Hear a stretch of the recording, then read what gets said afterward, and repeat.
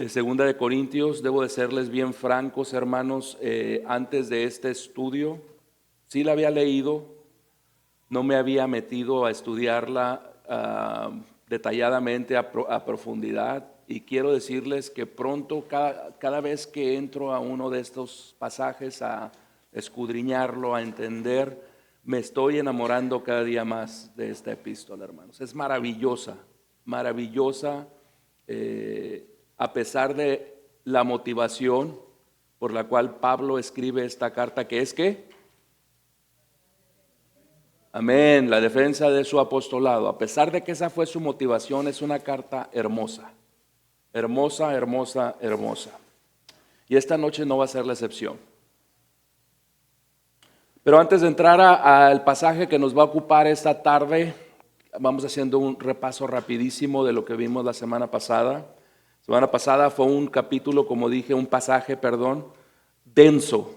Fue denso en cuanto a lo que doctrina y teología se refiere. Fue un estudio pesado, vamos a decirlo así, por decirlo de alguna manera, teológica y doctrinalmente hablando.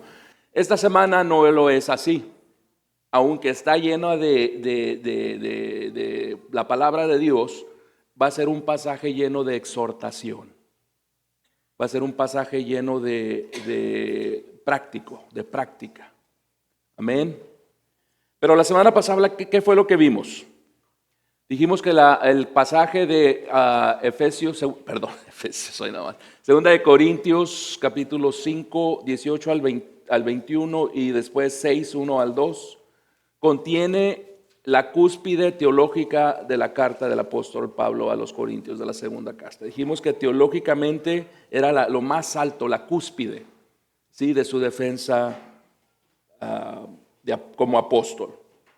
Y revela en esa defensa, en estos 4 versículos, revela que en la mente de Dios, desde la eternidad, porque Dios es eterno, este plan de salvación existió en la mente de Dios desde la eternidad.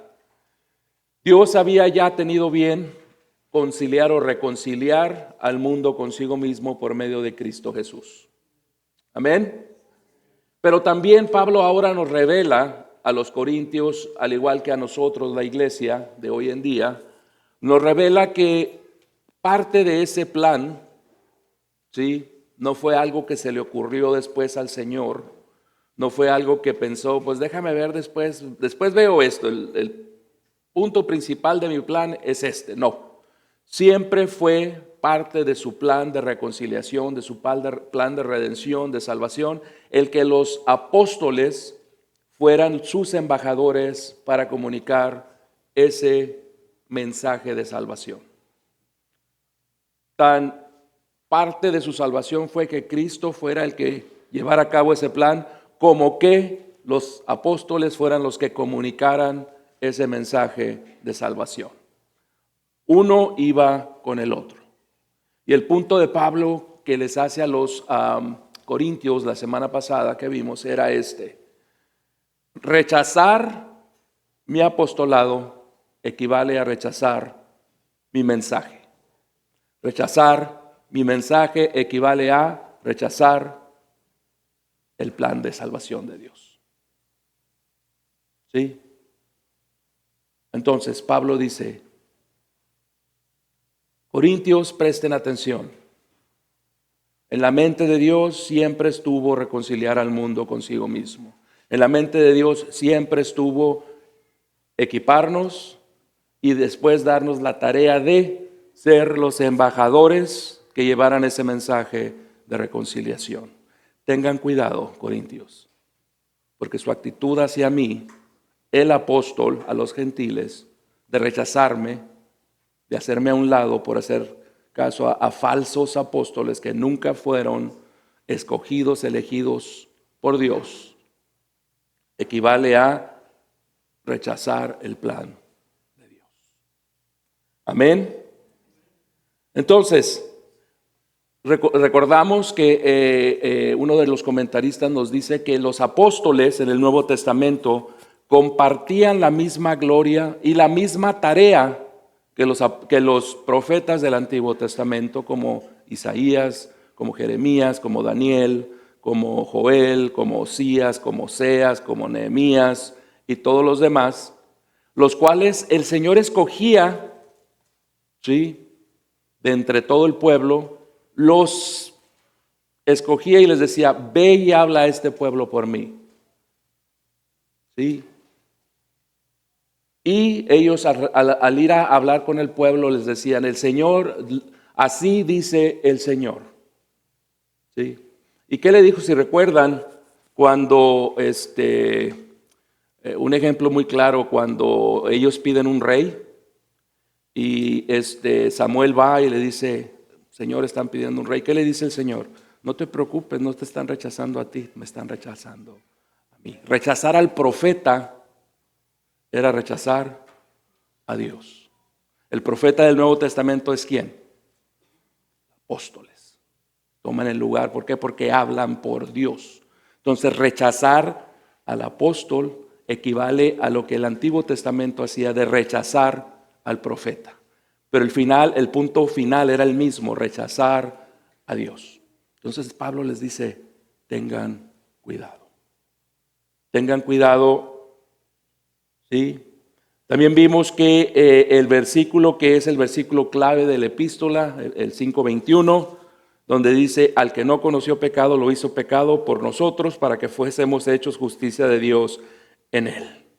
El motif de Pablo es el mismo al usar este versículo. Vimos que Pablo no tenía el propósito de hablar sobre la imputación de la justicia de Cristo o de la imputación del pecado hacia él, ni de su sacrificio sustitutorio. Ese no era el punto de Pablo. Pablo lo estaba usando para apoyar, para soportar su defensa.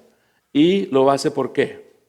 Porque Pablo quería una vez más estresar el punto de que todo es planeado, llevado a cabo por Dios a través de Cristo Jesús, lo cual hizo posible nuestra justificación y reconciliación con Dios. ¿Sí? Y vimos las diferentes posiciones, cuando dice Pablo, aquel que no conoció pecado lo hizo pecado. Vimos las diferentes posiciones de qué quiere decir eso. Cristo pecó, cuando sabemos que Cristo era impecable.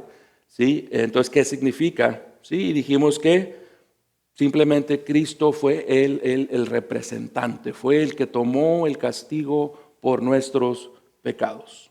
Finalmente vimos esos dos versículos del capítulo 6, donde Pablo habla sobre hoy es el día de salvación, no tomen la gracia de Dios en vano, y dijimos categóricamente que no tiene nada que ver con una invitación a la salvación en el sentido soteriológico, en el sentido de salvación de almas, sino más bien Pablo al citar al profeta Isaías 49:8, en ese contexto el Señor está prometiendo a través del profeta Isaías que al final de los tiempos iba a haber un tiempo de salvación.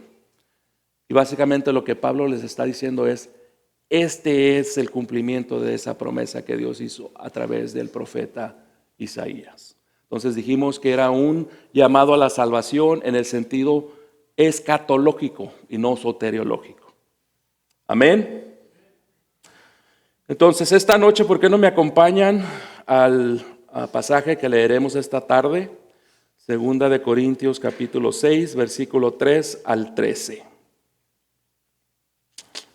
Y la palabra dice así: no dando nosotros en nada motivo de tropiezo, para que el ministerio no sea desacreditado. Pues en todo nos recomendamos a nosotros mismos como ministros de Dios, en mucha perseverancia, en aflicciones, en privaciones, en angustias, en azotes, en cárceles, en tumultos, en trabajos, en desvelos, en ayunos, en pureza, en conocimiento, con paciencia, con bondad, en el Espíritu Santo, con amor sincero, en la palabra de verdad, en el poder de Dios, por armas de justicia para la derecha y para la izquierda, en honra y en deshonra, en mala fama y en buena fama, como impostores pero veraces. Somos tratados como desconocidos pero bien conocidos, como moribundos pero vivimos, como castigados pero no condenados a muerte, como entristecidos pero siempre gozosos, como pobres, pero enriqueciendo a muchos, como no teniendo nada, aún poseyéndolo todo. Versículo 11. Nuestra boca, oh Corintios, les ha hablado con toda franqueza. Nuestro corazón se ha abierto de par en par. Ustedes no están limitados por nosotros, sino que están limitados en sus sentimientos. Ahora bien, en igual reciprocidad les hablo como a niños, ustedes también abran de par en par su corazón. Amado Padre, gracias le damos, Señor, una vez más esta tarde, que nos ha permitido venir, Señor, a reunirnos aquí como su iglesia, Padre, para ser ministrados por su palabra, para ser confrontados con su palabra, Señor. Sabemos que su palabra es viva, Padre, que tiene el poder para cambiar, para moldearnos a la imagen de su Hijo amado. Por tanto, esta noche pedimos, Señor, en Cristo Jesús, que su Espíritu se mueva poderosamente, Señor. Y que, Señor, la semilla sea sembrada en nuestros corazones y que den fruto abundante, Padre, para su gloria siempre. En el nombre de Cristo Jesús. Amén. Ok, entonces el pasaje de esta noche lo podemos resumir. No suelo poner títulos a los mensajes, pero esta noche el mensaje le puse un título y es La vida de la cruz. La vida de la cruz. Y el bosquejo pudiera verse de esta manera. Primero, Pablo demuestra su integridad en el ministerio, versículos 3 y 4. Segundo, Pablo señala sus sufrimientos como prueba de autenticidad, versículos 4 y 5. Tercero, Pablo destaca las virtudes que caracterizan su ministerio, 6 y 7. Cuarto, Pablo abraza las paradojas del ministerio cristiano, versículos 8 al 10. Y finalmente, Pablo apela a su relación con los corintios, versículos 11 al 13. El pasaje es bastante sencillo, hermanos. Sí, para aquel que ha estado caminando en el Señor por un periodo de tiempo relativamente corto, 2-3 años, debe de ser un pasaje relativamente fácil de entender, directo de entender. Hay algunas cosas que esta noche veremos que nos van a ayudar a comprenderlo aún mejor. Amén. Como dije, es un pasaje claro, no es pesado doctrinalmente, y digo pesado por decirlo de alguna manera, la doctrina no es pesada, pero lo que quiero decir es que no es lleno de doctrina como fue la semana pasada, o doctrina teológica como fue la semana pasada. Entonces, podemos resumir este pasaje de la siguiente manera. Como dijimos la semana pasada, Pablo escoge a los apóstoles para ser sus embajadores de su plan de redención. Entonces Pablo ahora va a presentar su currículum de cómo él ha llevado a cabo este ministerio de la salvación. Pablo, ahora que ya reveló a ellos que él es un ministro de la salvación, de la reconciliación, ahora Pablo va a decir, sabiendo esto, por temor a Dios, como dijo anteriormente, de esta manera me he conducido en este ministerio que el Señor me ha encargado, este ministerio que el Señor me ha llamado. Y aparte, el apóstol Pablo va a demostrar el amor genuino que él tiene para con ellos. Una cosa que noté, y creo y espero que lo hayan notado ustedes también. La semana pasada dijimos que para que exista un conflicto, para que exista un rompimiento, ¿sí? Para que haya necesidad de reconciliación, hay tres partes en este proceso. Uno, el ofensor. Dos, el ofendido. Y tres, la ofensa. ¿Correcto? Dijimos que Dios fue el ofendido, la humanidad es el ofensor y el pecado es la ofensa. De la manera más lógica que esto debe de solucionarse es la parte ofensora va con la parte ofendida, reconoce su falta, pide perdón y hay una reconciliación. Eso es lo normal que debería de suceder. Amén. Pero vemos que en el caso de Dios no fue así. La parte ofendida fue la que buscó reconciliarse con la parte ofensora.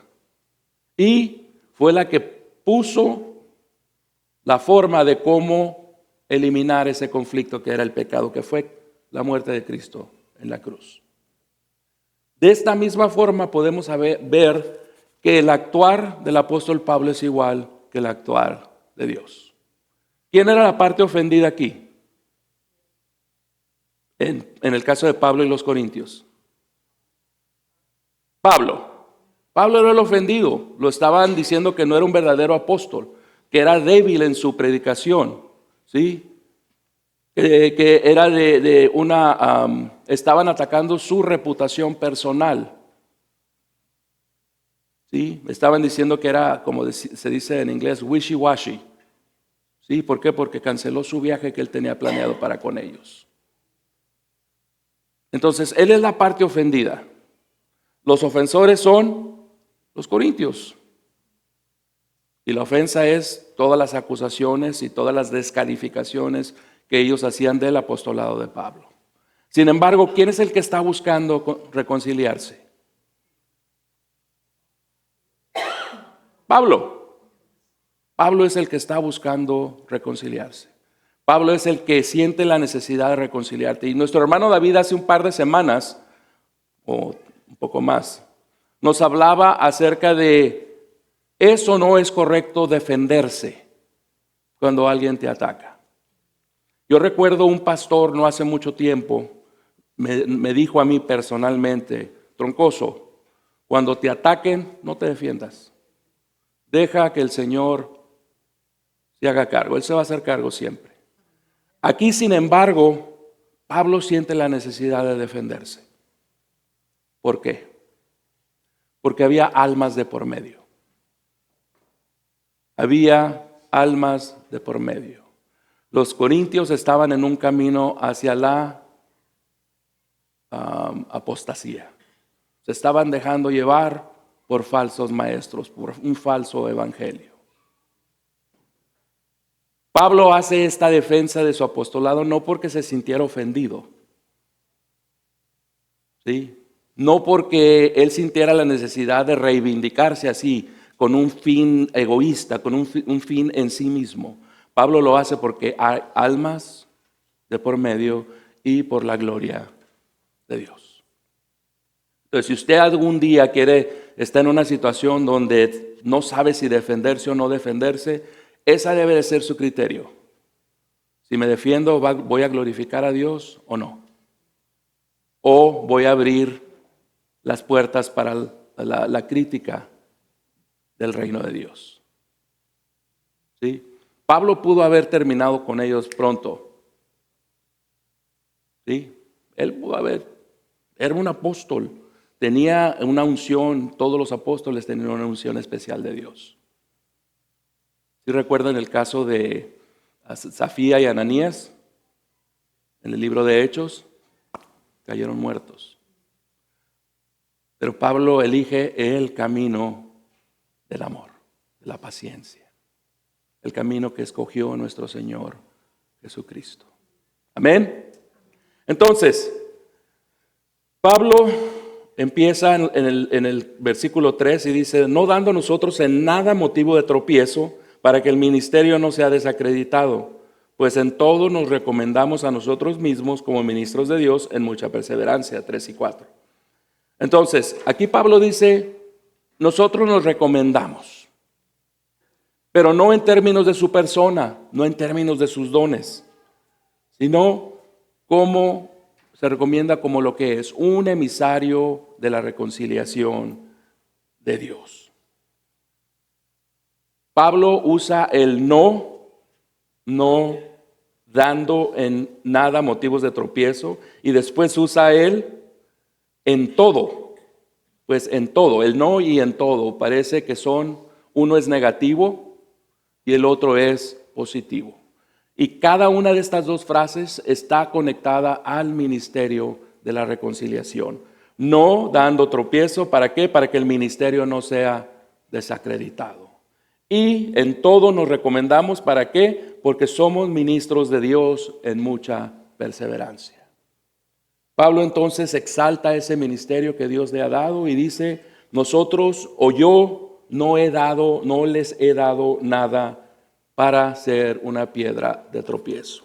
Y esto me hizo recordar, no sé si se recuerdan en el libro de Hechos, cuando Pablo manda llamar a los a los ancianos de la iglesia de Éfeso al puerto de Melitos para despedirse de ellos. Él iba camino a Jerusalén y él sabía que ya no los iba a ver.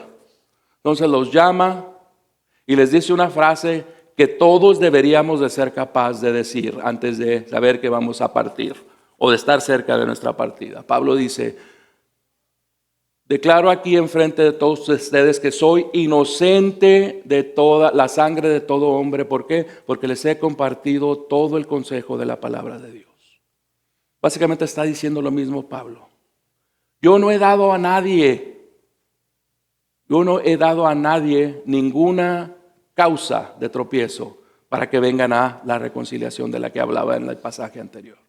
A nadie le he dado nada o no he sido piedra de tropiezo para nadie. ¿Y la implicación cuál es, hermanos? La implicación es: si ustedes no están reconciliados, no es por mí. Yo no les he dado ninguna causa para que ustedes no lleguen a esa reconciliación con Dios.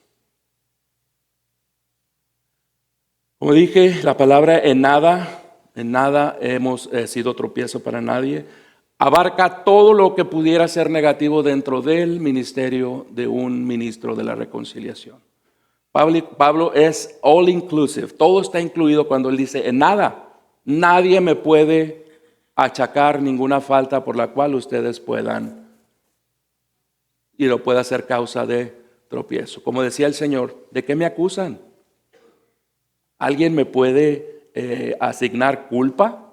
Díganme. Lo mismo que Pablo está diciendo aquí. A nadie me puede achacar nada, ningún suceso, ninguna falta por la cual haya hecho tropezar a alguien en este proceso de reconciliación. Y entonces Pablo lo niega totalmente. Sí, yo no lo he hecho. Y me atrevo a decir que hablaba por todos los apóstoles.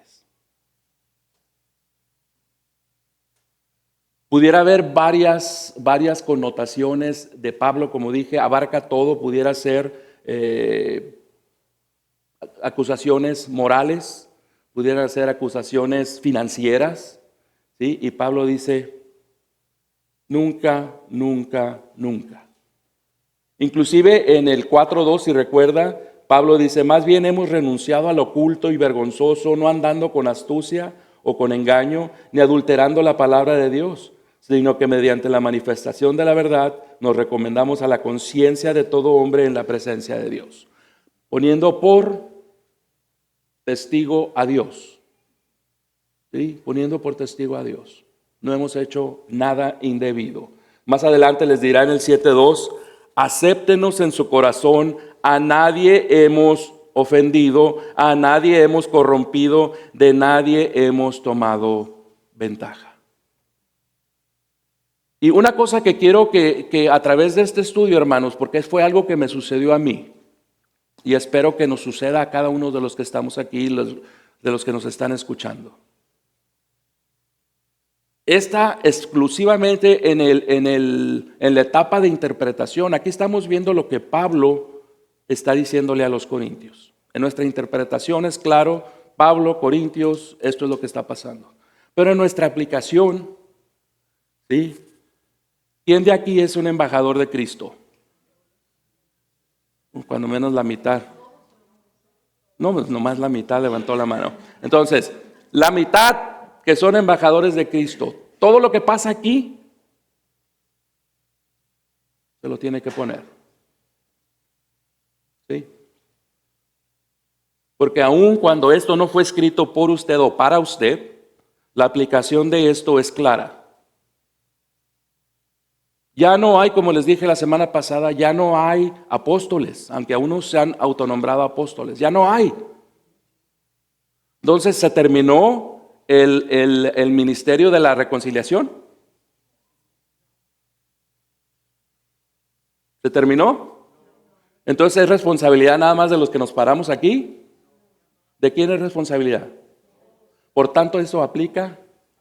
Entonces, pongamos atención de lo que está diciendo Pablo y pregúntese a través de todo este estudio: ¿así me conduzco yo? Con la misma convicción hago lo que tengo que hacer. Con la misma motivación hago lo que tengo que hacer.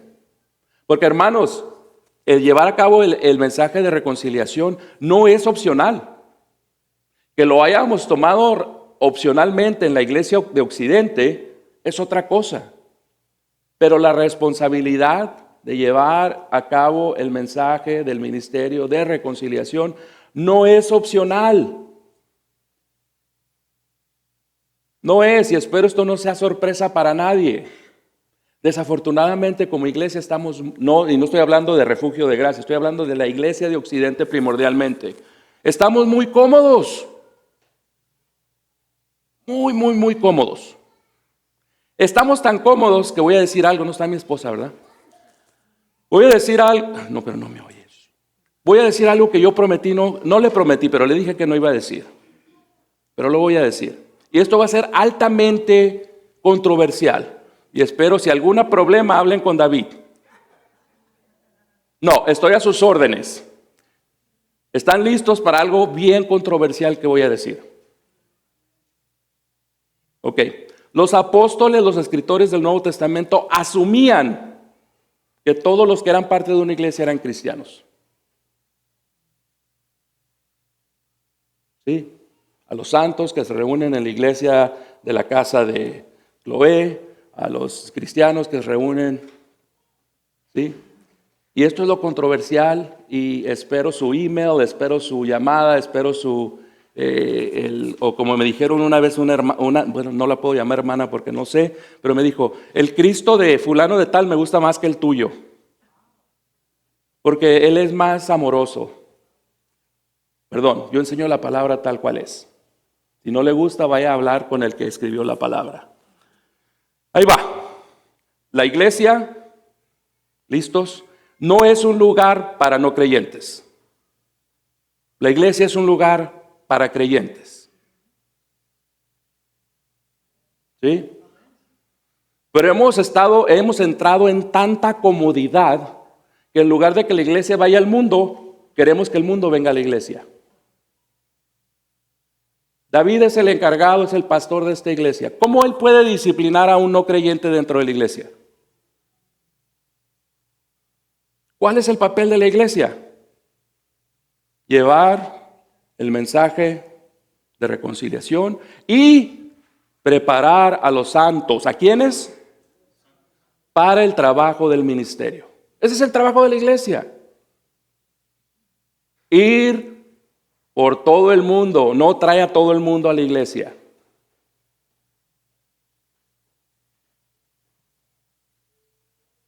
Sé que es controversial, mi esposa me ha regañado no sé cuántas veces por esto, pero creo que doctrinalmente, teológicamente estoy en lo correcto. Puede estar de acuerdo conmigo o no, pero estoy 100% convencido de eso. Nuestro trabajo es ir allá, no que ellos vengan acá. Entonces, había muchas críticas por parte de los corintios para Pablo. Y Pablo dice, no, yo no soy culpable de ninguna de esas cosas que me achacan. ¿Sí? Una crítica que era muy prevalente, ¿sí?, de Pablo era que no era muy bueno para predicar, que no eran sus sermones muy poderosos, ¿sí? Por lo tanto, él no podía ser un apóstol. Y Pablo no está de acuerdo, lo reconoce. ¿Sí? Dice Pablo en 10:10, les va a decir más adelante, porque ellos dicen que los superapóstoles, como lo dice él en una forma irónica, ¿qué dicen? Sus cartas son severas y duras, pero la presencia física es poco impresionante y la manera de hablar despreciable. Lo que Pablo les va a decir que dicen de él. Y en el 11:6 les dice, pero aunque yo sea torpe en el hablar, no lo soy en conocimiento. Que era lo que resaltaba mucho la iglesia de Corinto o de Corintio. El conocimiento. ¿Sí recuerdan 1 Corintios cómo ellos exaltaban y daban un lugar alto, un estatus alto a aquellos que tenían mucho conocimiento?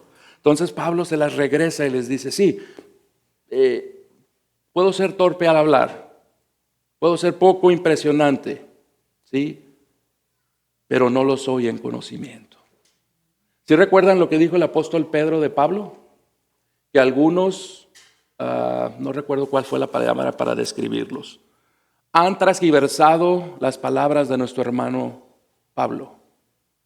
¿Por qué? Porque son muy difíciles algunas de ellas de entender, con esa sabiduría que Dios le ha dado. Era alguien impresionante cuando se trataba de doctrina. Pues casi escribió todo el Nuevo Testamento. Impresionante las revelaciones que Dios le dio. Otro punto era la lista de sus tribulaciones. ¿Sí? Ellos criticaban mucho. ¿Recuerdan también cuando los amigos de Job? Era Job, ¿verdad? Porque siempre lo confundo con Lot. ¿Qué le decían? Estás sufriendo porque estás en pecado. Y el Señor al final les dice, ora por ellos porque los voy a castigar por lo que están diciendo.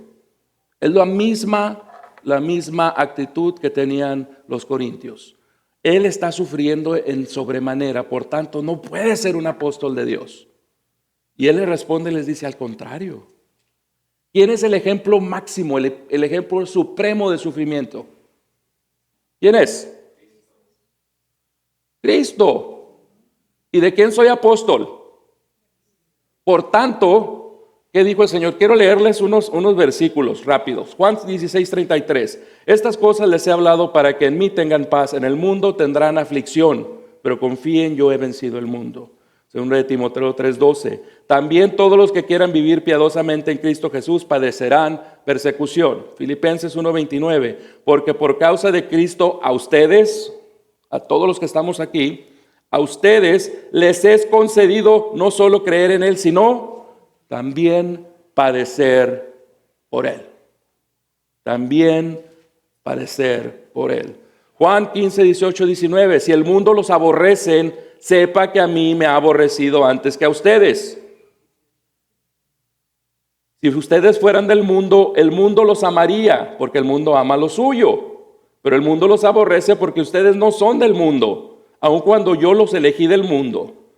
Acuérdense de la palabra que les he dicho, el siervo no es mayor que su señor. Si a mí me han perseguido, también a ustedes los perseguirán. Si han obedecido mi palabra, también obedecerán la de ustedes. En otras palabras, si son míos, los van a escuchar y van a obedecer esa palabra. La palabra de Dios es clara, hermanos. La palabra de Dios es clara. Todo aquel que se pare en la brecha como un sirviente, como un esclavo de Cristo y que vive su vida como la vivió el apóstol Pablo, va a sufrir persecución, tribulación, dolor. No hay excepción. Y la pregunta que nos debemos de estar haciendo todos, que yo me hice, es, ¿estoy dispuesto yo a hacer lo mismo?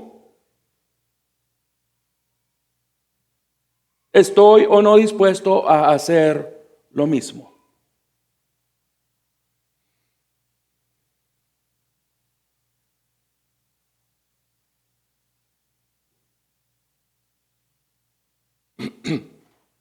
Ahora, estos versículos presentan un problema, una confusión, porque anteriormente Pablo le dice, ahora nos vamos a recomendar otra vez a ustedes. No tenemos necesidad de recomendarnos. Sin embargo, aquí Pablo dice, nos recomendamos. Entonces, ¿qué es, Pablo? O no te recomiendas o sí te recomiendas. ¿Sí? Pablo, como les he dicho no sé cuántas veces, no era bipolar. Él no tenía problemas de personalidad. Pablo aquí está hablando de algo muy diferente a lo que hacían en ese contexto, si recuerdan, era cómo los falsos profetas se recomendaban a sí mismos ante los corintios. Se alzaban el cuello y Pablo dice, nosotros no hacemos esto. Pablo aquí lo está diciendo en un sentido muy diferente. Aquí Pablo lo está diciendo en qué. Lo estaba diciendo cómo nos recomendamos por medio de cómo nos hemos dirigido en nuestro ministerio. No para llamar atención a nosotros mismos, sino para llevar atención al mensaje de reconciliación. ¿Sí? Entonces, aun cuando acá dicen, nosotros no nos recomendamos a nosotros mismos, hablaba en el contexto de lucimiento personal, de llevar atención o llamar atención a sí mismo. Aquí está hablando a otra cosa. Básicamente está diciendo, nos estamos recomendando no porque tenemos esa necesidad, sino por la forma en que hemos llevado a cabo nuestro ministerio. ¿Sí? ¿Y cuál era la implicación? La implicación debe haber sido para los corintios: ustedes son testigos de nuestro proceder. ¿Sí? Pablo no tomó un centavo de ellos. Pablo no quería ser piedra de tropiezo, que dijeran, mira, este está buscando provecho. Y más adelante va a decir que pasamos hambres, que pasamos desvelos. Y la gran mayoría, como lo vamos a ver, de los comentaristas creen que se trata de ese trabajo que él tuvo que llevar a cabo para poder mantenerse, para no ser una piedra de tropiezo para los corintios en este caso. Ahora, el modelo, ¿sí?, implícito que Pablo está mostrando de su ministerio, ¿quién es el maestro de ese modelo? Como lo dijimos ya, Cristo Jesús. ¿Sí? Entonces Pablo dice, yo me mido a mí mismo no como los falsos maestros, sino como el maestro de nuestra fe, como el creador, como el fundador, como la fuente de nuestra fe. Con ese modelo me mido yo. Esa es mi vara. That's my gauge. Y esa es mi recomendación. Amén. El comentarista Garland nos dice, las diferentes declaraciones de Pablo sobre cómo se recomienda a sí mismo pueden ser confusas, pero aquí no dice que nos recomendamos a nosotros mismos a ustedes. Está hablando de recomendarse a sí mismo en general, como lo dijo en 4:2, recomendándonos a toda conciencia. Él les está diciendo a los corintios, así es como me recomiendan los demás en el mundo, así deberían recomendarme ustedes a otros. Es la implicación de lo que está diciendo Pablo. Porque ustedes me conocen. Con ustedes es la segunda iglesia con la que pasé más tiempo. Si alguien lo conocía en su forma de proceder, en su conducta, era la iglesia de Éfeso, donde pasó 3 años, y la iglesia de Corintios, donde pasó 1 año y medio. ¿Sí? Pablo procede en su carta 4b en adelante, dice, en aflicciones, en privaciones, en angustias, en azotes, en cárceles, en tumultos, en trabajos, en desvelos, en ayunos, en pureza, en conocimiento, con paciencia, con bondad, en el Espíritu Santo, con amor sincero, en la palabra de verdad, en el poder de Dios. That's a lot. Hermanos, les repito una vez más, si somos fieles a nuestro llamado al ministerio de reconciliación, vamos a tener dificultades. Se nos está prometido. Y yo creo que por eso somos muy pocos o son muy pocos los que están comprometidos a ese ministerio. No nos gustan las dificultades. Sí, prefiero quedarme en mi casa a ver el fútbol en lugar de ir a oír a ese viejo gritón en la iglesia. No nos gustan las dificultades, está muy caliente. Está más caliente el infierno donde se van a ir aquellos que no escuchen el mensaje. Ay, es que está muy lejos. Ay, es que no tengo tiempo. No nos gustan las dificultades, no nos gustan las incomodidades. Pablo no fue la excepción, hermano, le tocó una misión muy difícil como embajador de Cristo. Ahora, ¿por qué es tan difícil ser ministro de este ministerio de reconciliación? ¿Por qué es tan difícil? Ya lo dijimos en un estudio anterior. ¿Quién se nos opone?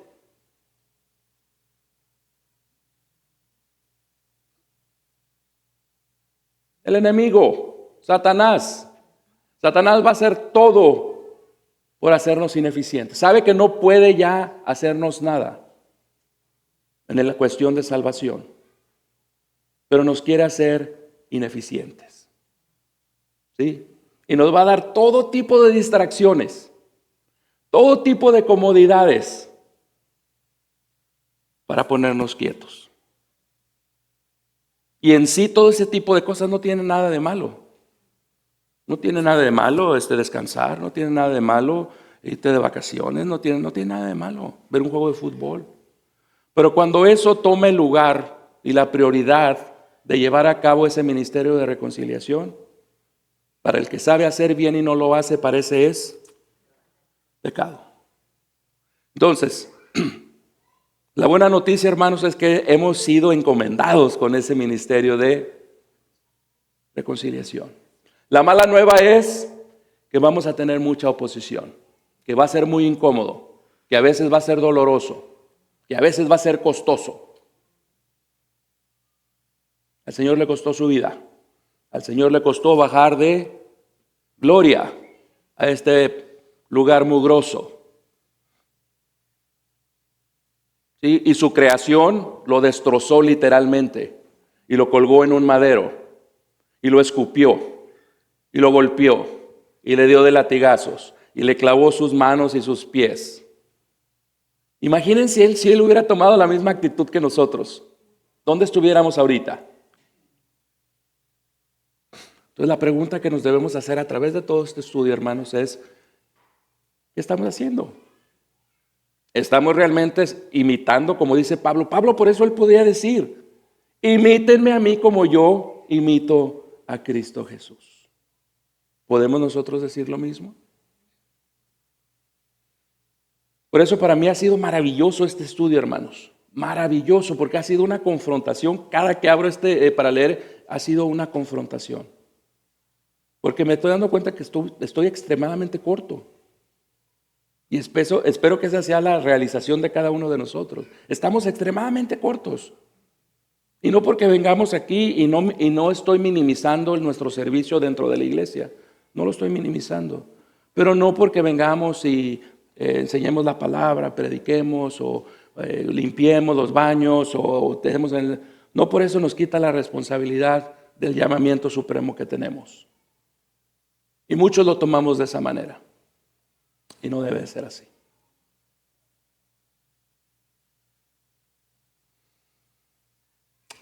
La frase con mucha paciencia que usa Pablo en 6:4, sí, está conectada a la frase inicial donde Pablo dice que sirve con mucha paciencia. Y esto muestra lo que Pablo soportó.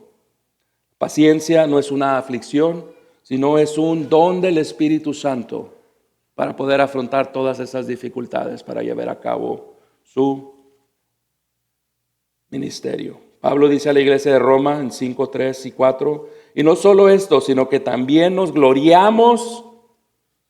Esto se llama tener una perspectiva divina, hermanos. Lo que dice Pablo aquí en Romanos 5:3 al 4. Y no solo esto, sino que también nos gloriamos en las tribulaciones. ¿Por qué te glorías, Pablo, en las tribulaciones? Porque sabemos que la tribulación produce paciencia. Y la paciencia, carácter probado. Y el carácter probado, esperanza. Yo pasé por un año sin trabajo, hermanos. Un año entero. De enero a enero. ¿Sí? Y si algo trabajó en mí el Señor en ese año, aparte de ser o de sentirme autosuficiente, fue el hecho de tener paciencia. Tuve fácilmente 20, 30 entrevistas. ¿Sí? En otros tiempos, hermanos, no ocupaba más que 1 o 2 para conseguir trabajo. 20 o 30.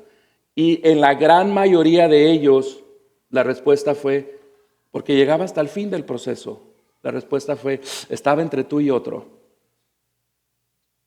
Estaba entre tú y otro, y el otro, por alguna razón, nos decidimos ir por el otro. 1 o 2 veces lo entiendo. 15 a 20 veces no lo entiendo. Y fue hasta que dejé de luchar con el Señor que dije, hágase tu voluntad. Es tu tiempo, es tu plan. Y en menos de un mes ya tenía trabajo. ¿Sí? Entonces las aflicciones nos deben de traer paciencia. comentarista Barnett nos dice, los corintios consideraban su sufrimiento de Pablo como una característica que lo descalificaba. Ellos pensaban, este cuate sufre demasiado. ¿Cómo alguien que sirve a Dios pasa por tantas cosas? Sin embargo, desde la perspectiva de Pablo, y yo añadí, y de Dios, no solo de Pablo, de Dios, porque Pablo tiene la perspectiva de Dios, él sería descalificado si intentara evadir el sufrimiento que viene de un servicio apostólico. Aguantarlo confirma que es un siervo de Dios y que Dios lo sostiene a través de todo. Cuando un hombre de Dios, cuando una mujer de Dios pasa por mucha tribulación, con paciencia, con perseverancia, ¿quién se lleva la gloria? Porque mi poder se perfecciona en tu debilidad. ¿Sí? El Señor es el que lo sostiene y más adelante dirá, por el Espíritu Santo. Es Dios quien lo sostenía y lo llevaba de la mano para poder llevar a cabo su ministerio. Pablo no miraba el sufrimiento. Sí les ha tocado, a mí me toca mucho viajar por el cajón, no el cajón, ¿cómo se llama, hombre? Bueno, un camino que me trae de Paris a mi trabajo todos los días, Cajalco Parkway. Hay todo tipo de construcción y siempre hay desviaciones y son molestas las desviaciones porque te llevan para un lado y dale vuelta aquí, dale para allá y regrésate y dale. Pablo, muchos miran el sufrimiento como una desviación molesta, fuera de lugar, que te quita tiempo. Pablo no lo miraba como una desviación molesta. Pablo lo miraba como el camino a llevar a cabo su ministerio. Él entendía que imitando a su Señor era la forma o la mejor forma de llevar a cabo su ministerio. Para él no era molesto, al contrario, para él era como dicen los americanos, un badge of honor. Sí, era un badge of honor. Ahora, Pablo usa diferentes acciones o aflicciones que él lleva durante su ministerio. Las divide en tres grupos en estos versículos. El primero incluye aflicciones, privaciones y angustias. Es el primero. Y estas son tribulaciones, hermanos, son pruebas generales que se llevan dentro de llevar a cabo el ministerio. ¿Sí? Aflicciones, privaciones y angustias. Pregúntele a David si no es cierto que cuando alguien en la iglesia se enferma, sentimos angustia. Sentimos pesadez. Sentimos como si nosotros estuviéramos pasando ese problema. Esto es lo que está describiendo Pablo. Son tribulaciones generales dentro del ministerio que él llevaba de la reconciliación. No es un castigo, ¿sí? Sino es algo que es natural. Goes with the territory, dicen los americanos. Va de la mano con el trabajo del ministerio. Las aflicciones hablan de qué? De opresión, que es lo que está pasando alrededor de nosotros. Las privaciones son necesidades que se sufren por muchos que están dentro del servicio al Señor. ¿Sí? Solamente los falsos maestros, por lo general, solamente los falsos maestros son los que tienen lana, lo que no les falta nada. Un Joel Osteen, ¿sí? Un Benny Hinn, un Guillermo Maldonado creo que se llama, ¿no? Un Cash Luna. Fíjense en el nombre, con el puritito nombre deberías de correr, Cash Luna. ¿Sí? Solamente eso no les hace falta nada. Anoche soñé, dijo uno, estaba viendo un cuate, que el Señor me dijo, mi hijito, te voy a dar un avión nuevo. O el Señor me dijo que construyera un granero grande y que lo iba a llenar con autos de lujo. ¿Sí? Solamente esos son los que no pasan privaciones. El verdadero ministro de Dios pasa privaciones. Segundo grupo, en azotes, en cárceles, en tumultos.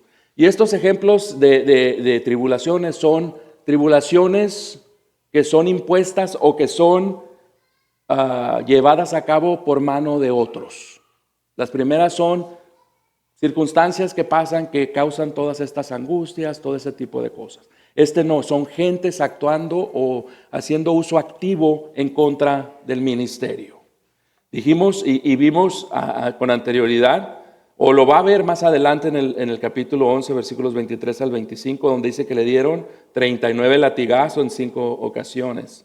¿Sí? Y después cuando él da, creo que fue en Primera de Corintios, cuando él habla que azotes, me han apedreado, he sufrido asaltos, golpes, naufragios, todo tipo de cosas. Entonces, todo este tipo de cosas de las que habla aquí en particular son aflicciones que ha sufrido a manos de otros.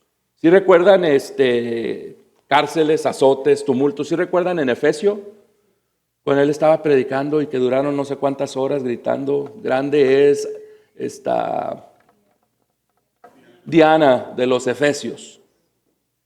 Casi lo matan al pobre Pablo. ¿Sí? Una vez hasta lo tuvieron que sacar escondidos, porque habían hecho un plan unos de no comer hasta que luego lo mataran.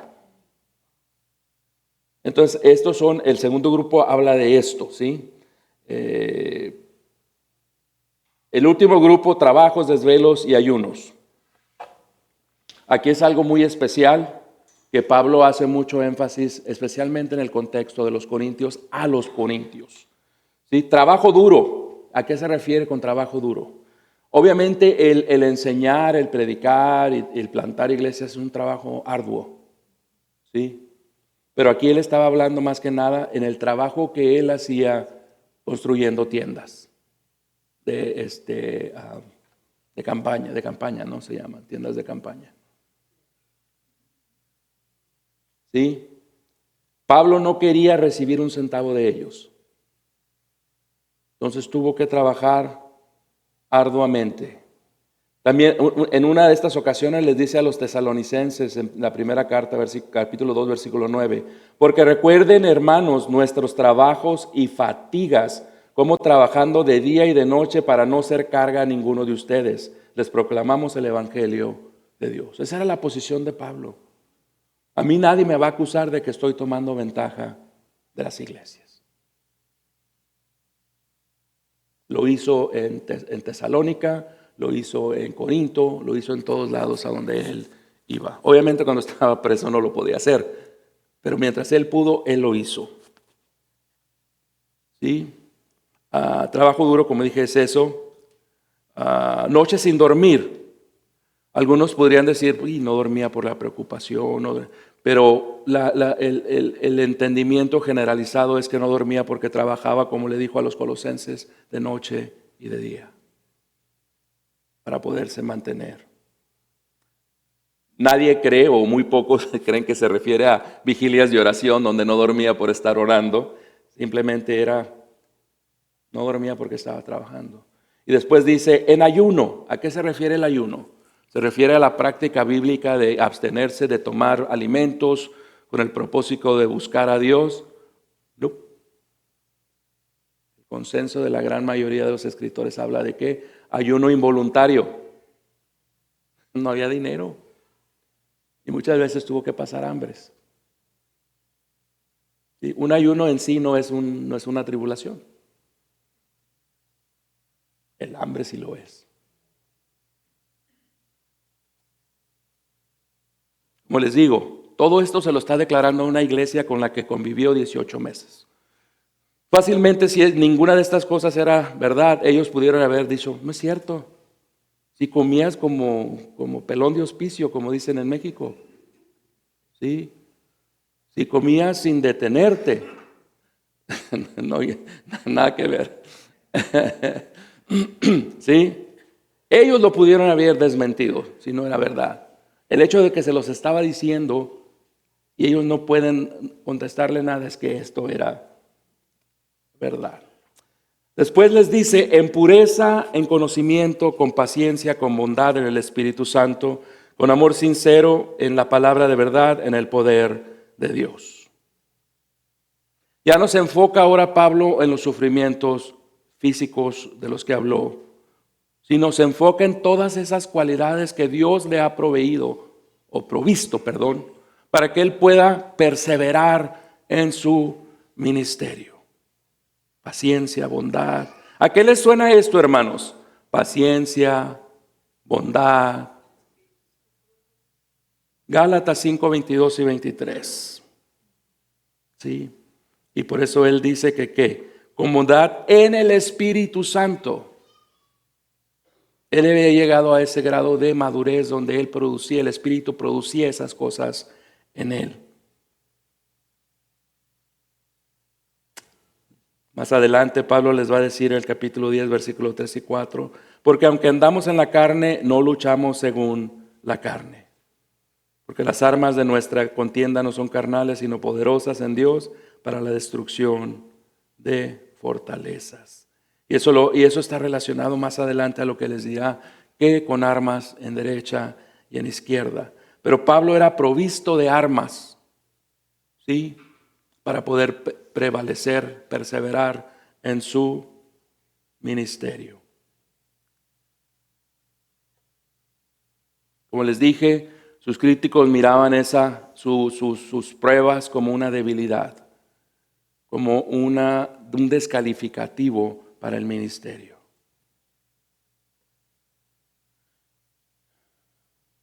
Ahora, cuando habla de pureza, ¿sí? Dice en pureza, en conocimiento. Es difícil, los comentaristas dicen que es difícil realmente entender lo que Pablo quería decir con pureza. ¿Por qué? Porque no hay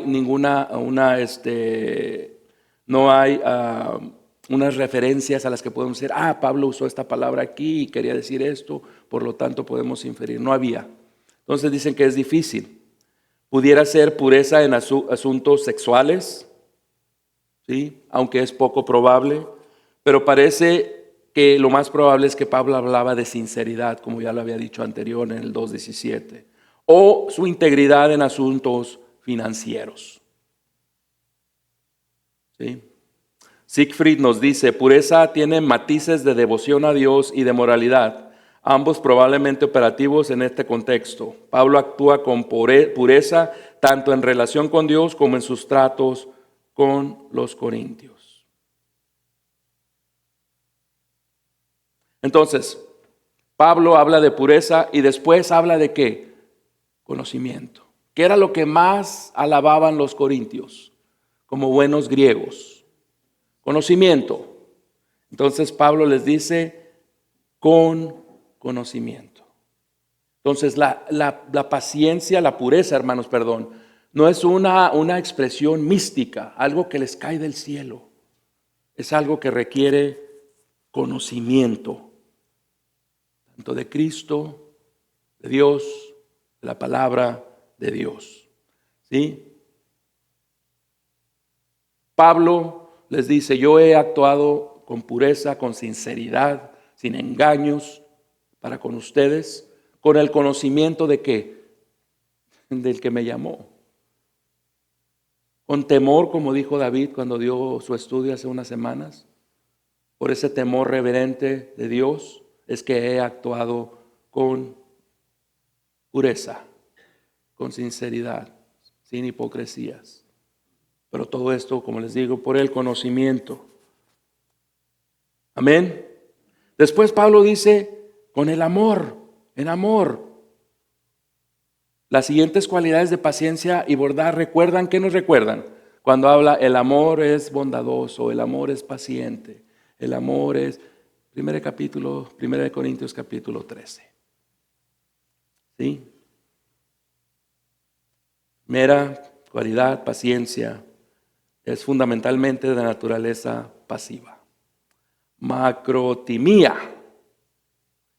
Y básicamente significa lentitud para la ira, lentitud para enojarse.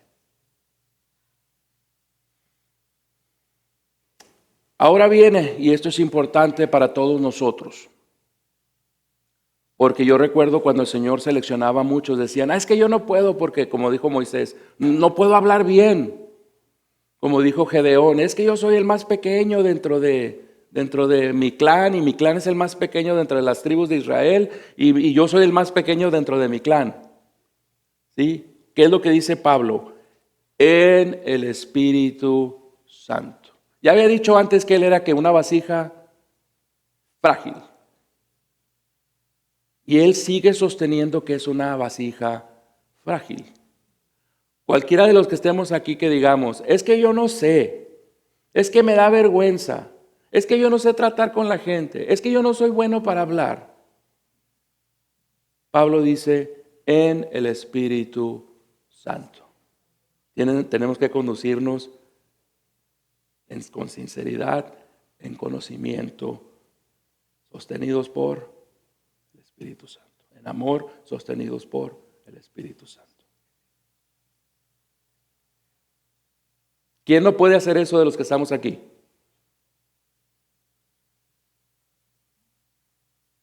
Buena respuesta. Lo podemos hacer, mas no lo queremos hacer. ¿Sí? Si el Señor nos los está pidiendo, ordenando más bien, no nos lo pide, nos lo ordena, es porque Él ya nos capacitó, es porque Él ya nos dio todo lo que necesitamos para hacerlo. ¿Quién vive dentro de nosotros? Puede hacer, como dijo el pastor hace un par de semanas, el español. Para Dios esto es pan comido. Me dieron, les tengo que confesar que me dieron withdrawals ese día que predicó el pastor español. Porque yo de chiquito iba a una iglesia católica y el cura era español. Entonces me estuve recordando de mis años mozos con el cura español. Pero él lo dijo, para el Señor es pan comido. Y el Dios del universo mora en nosotros. ¿Puede Él o no puede sostenernos en algo así? Todo, su paciencia, su perseverancia, su amabilidad, todas sus otras virtudes, no tienen su base en Él mismo. Yo recuerdo que les confesé hace algunos meses que yo estaba obstinado, inclusive decía, yo no estoy llamado al ministerio porque no amo a mis hermanos de la manera que los debería de amar, porque yo los quería amar en mí, con mis fuerzas, por mis esfuerzos. Pero llegó un momento donde dije, es que esto no viene de mí, esto tiene que venir del Señor. Porque nosotros por naturaleza no amamos. El Señor es amor. El Señor no ama, Él es amor. Por lo tanto, ese amor va a venir de Él. Y si yo trato, me voy a frustrar. Entonces tenemos que decir, ok, tengo que dejar de hacer o buscar hacer algo en mis propias fuerzas que no está en mí hacerlo. Y Pablo entiende que todo lo que él está haciendo no es de él, es de Dios que está en él. Si recuerdan, en una ocasión dice, yo he trabajado más que todos los demás apóstoles. Y después para y dice, pero no yo, Cristo en mí. ¿Sí? Entonces él reconoce una vez más, todo esto es Dios, es el Espíritu de Dios. No soy yo no necesito o no merezco crédito, porque todo lo está haciendo el Espíritu de Dios que vive en mí. Amén. Después prosigue, por armas de justicia para la derecha y para la izquierda. Aquí, como dijimos, nos provee el Señor las armas para poder pelear esta batalla.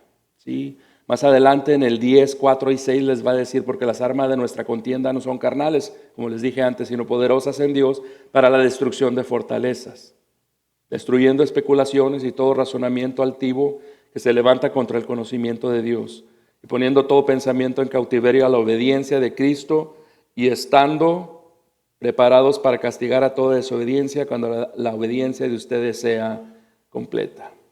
Hemos visto en otras ocasiones, no voy a ahondar en esto, que las armas no las provee Dios. ¿Sí? ¿Por qué? Porque nuestra pelea no es contra carne ni sangre. Este ministerio especialmente es un ataque en territorio del enemigo. Y el enemigo no lo toma a la ligera. Y se nos va a oponer con todo lo que tenga. Pero sabemos que el que vive en nosotros es más grande que el que está en el mundo. Amén. Después Pablo les dice la verdad paradójica de los apóstoles y en sí, hermanos, de todos los cristianos. ¿Sí? En honra y en deshonra. ¿Deshonra con quién? Con el mundo. ¿Y en honra con quién? Amén. Mala fama y en buena fama. ¿Mala fama con quién? Con el mundo. ¿Buena fama con quién? Como impostores, pero veraces. ¿Quién tiene la verdad? ¿Y de quién somos? Somos tratados como desconocidos, pero bien conocidos. ¿Sí? Antes de que te hiciera en el vientre de madre, ya que le dijo a Jeremías, ya te conocía. ¿Sí? Aléjate de mí, le dijo en Mateo 7:21, nunca te conocí. Somos desconocidos por el mundo, pero conocidos por el Señor. Como moribundos, como dice Pablo en un libro, en otra epístola, porque son los apóstoles, somos como ovejas que están llevadas al matadero. Pero vivimos, y esta es una frase muy expresiva de Pablo, pero dice, pero vivimos. ¿Tenemos vida en quién? En Cristo Jesús. Entonces, Pablo presenta una serie de paradojas dentro de la vida de los apóstoles, dentro de la vida del creyente. ¿Sí? Si es que estamos viviendo una vida de acuerdo a como el Señor nos ordena que la vivamos. Amén. 11 al 13, hermanos. Me quiero enfocar 11 al 13.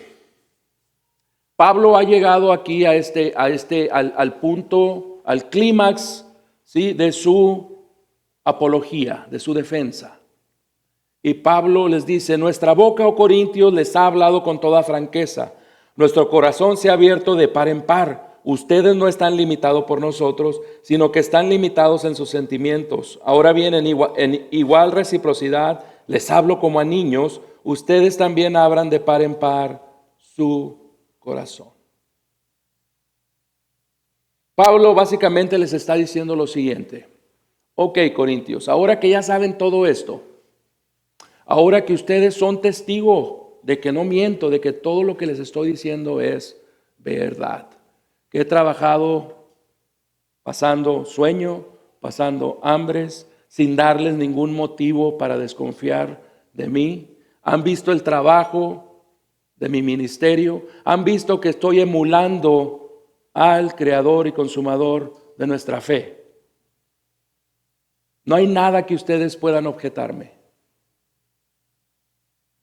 Les dice Pablo, todo esto lo hacemos por amor a Dios y por amor a ustedes. Nuestro corazón no ha sido corto para con ustedes, ¿sí? Nuestro corazón ha sido amplio para ustedes. Es el mensaje que les está diciendo. Ha sido abierto de par en par. Nuestros brazos están abiertos para ustedes. Ustedes son los que han retenido sus afecciones para nosotros. ¿Sí? Ustedes son los que nos están rechazando. No porque les hayamos dado ninguna causa de escándalo, ninguna ocasión de tropiezo, porque nos hayamos buscado aprovechar de ustedes. Simplemente porque están eligiendo escuchar a otras gentes que no se interesan en ustedes, en sus almas, sino en sus bolsas. Él les dice, reconcíliense con nosotros. Porque reconciliarse con nosotros es ¿qué? Reconciliarse con el mensaje, reconciliarse con el dador del mensaje. Es como si Pablo estuviera parado entre los corintios y la apostasía, porque parecía que ese era el camino que llevaban los corintios. Y Pablo les dice, aquí están mis brazos. Les he demostrado más allá,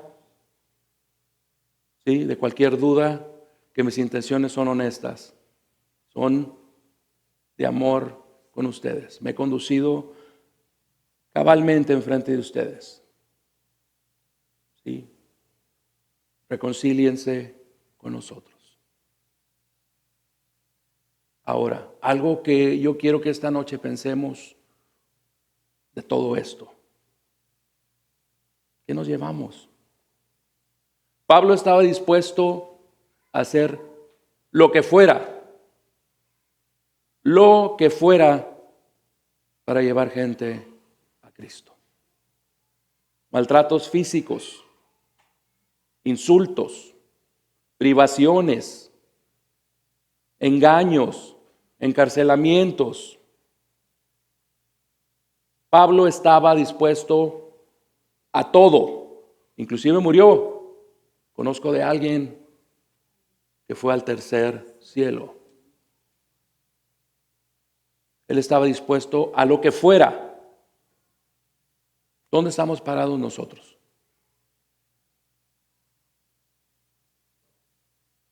Recuerdo la cita del pastor MacArthur cuando empezamos este estudio. Ninguna iglesia debe considerar dar el título o el puesto de pastor a nadie que no haya leído, estudiado y leído los comentarios de esta carta de Segunda de Corintios. Porque en esta carta, hermanos, vemos el verdadero corazón de un pastor. Vemos el corazón de alguien que está dispuesto a lo que sea, que está dispuesto a ignorar insultos, ignorar ataques, ¿sí? Y dice, reconcíliense conmigo. No importo yo, importa Cristo, importa Dios. ¿Sí? ¿Cuál es la voluntad de Dios? Le preguntaba a mi esposa temprano hoy. Pues depende de qué estás hablando. Pues sí, hay muchos versículos que dicen la voluntad de Dios para nosotros es nuestra santificación, bla, bla. Pero la voluntad de Dios es que nadie se pierda, sino que todos vengan al arrepentimiento. Y ese era el corazón de Pablo. Pablo no quería que nadie se perdiera. Por eso Pablo soportaba todo. Todo aquel que quiera ser mi discípulo, niéguese a sí mismo, recoja su cruz y sígame. ¿Cuál es el corazón de cada uno de los que estamos aquí? ¿Tenemos carga por los demás? ¿Qué estamos haciendo? ¿Podemos decir como Pablo, no le he dado a nadie motivo de tropiezo? Me he conducido con todos con honestidad, con sinceridad, sin hipocresía. He pasado hambres. Sí. Un pastor, no recuerdo cuál fue, pero presentó el testimonio de una persona de la India, que los hijos pues, todos eran doctores y tenían mucha lana y le mandaban dinero, mucho dinero a la mamá. Pero la mamá vivía en una situación pobre, de pobreza. Y cuando ellos la fueron a ver, porque estaba en situación ya de morir, cuando ella le dicen ellos, ¿por qué? ¿Por qué vives así si nosotros te mandamos para que vivieras bien? Dice, cada centavo que ustedes me mandaban, yo lo mandaba a las misiones. Y dice, antes de morir lo que hizo ella, se quitó sus aretes, dice, véndelos y dales el dinero para que sigan con su trabajo. ¿Qué estamos dispuestos a hacer? ¿Qué estamos haciendo? Yo creo que el mensaje de esta noche es, ¿estamos o no estamos? Como dijo cuando confrontó Elías al pueblo de Israel, ¿hasta cuándo vamos a ser pueblo de doble ánimo? ¿O somos o no somos? Amén. Padre, gracias le damos, Señor, esta noche por su palabra, Señor, que es viva. Su palabra, Señor, que, Señor, nos recuerda quién es usted, Padre, y quiénes somos nosotros. Usted es el único Dios verdadero, santo, santo, santo, justo. Y, Señor, pedimos en el nombre de Jesús, Padre, que, Señor, su Espíritu que reside ahora en nosotros, Señor, realmente tome control de cada uno de nosotros. Cantamos, Señor, en las alabanzas que te queremos conocer, que queremos entregarte en nuestra vida, Señor. Haga de eso una realidad en nuestras vidas, Señor, y que no sean nada más palabras que cantamos un domingo o un jueves en la tarde, Señor. Ayúdenos, Señor, a sentir carga como usted sintió carga por este mundo que perecía y tanto lo amó, Señor, que mandó a su Hijo unigénito a morir en la cruz. Ayúdenos, Señor, ayúdenos a tomar en serio, Señor, a no tomar en vano nuestra gracia que usted nos ha dado, Señor. Ayúdenos, Señor, a que el resto de nuestras vidas las vivamos por usted y para usted, Señor. Y que busquemos alcanzar tantas almas como sea posible, Señor, para su gloria. Gracias le doy, Padre, en el nombre de Cristo Jesús.